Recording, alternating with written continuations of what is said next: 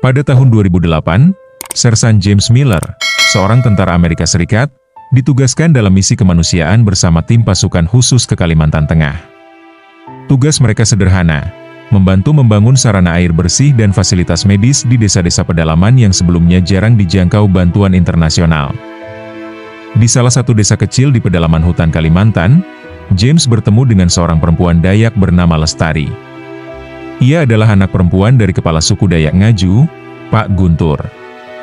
Lestari bukan hanya cantik dengan mata yang tajam dan rambut panjang berkilau hitam, tetapi juga cerdas dan mandiri.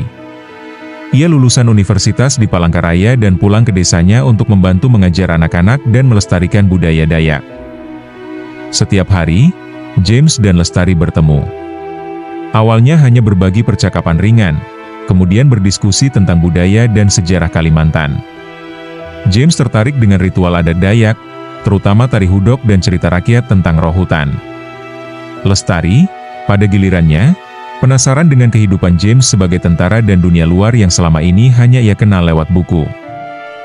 Hubungan mereka berkembang, meskipun banyak rintangan, perbedaan budaya, bahasa, dan ekspektasi dari kedua dunia mereka. Namun, keduanya tetap berkomunikasi, bahkan setelah James kembali ke negaranya. Selama 2 tahun mereka berkirim surat dan video call.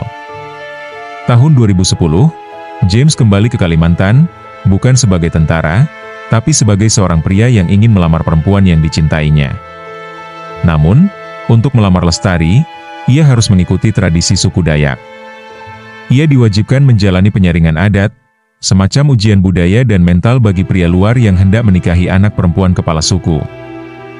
James harus tinggal selama sebulan di desa, belajar bahasa Dayak, membantu di ladang, bahkan mengikuti ritual puasa dan pembersihan spiritual. Puncaknya adalah ritual babantan, simbolik pembersihan niat dan hati, di mana ia harus menari dalam balutan kain adat dengan topeng kayu, di hadapan seluruh anggota suku.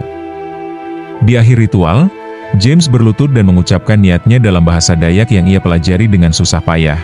"Aku mohon izin, kepala suku dan leluhur, untuk meminang Lestari. Dengan hati tulus dan niat bersih, aku ingin menjadi bagian dari keluarga ini." Pak Guntur, yang sejak awal bersikap tenang namun waspada, akhirnya tersenyum dan berkata, "Kamu datang sebagai tamu, sekarang kami terima sebagai keluarga." Pernikahan mereka diadakan secara adat Dayak, diiringi tabuhan gong dan tarian mandau. James mengenakan baju perang Dayak, dan Lestari memakai mahkota bulu enggang. Tak ada gaun putih atau jas hitam, hanya alam, keluarga, dan cinta sebagai saksi.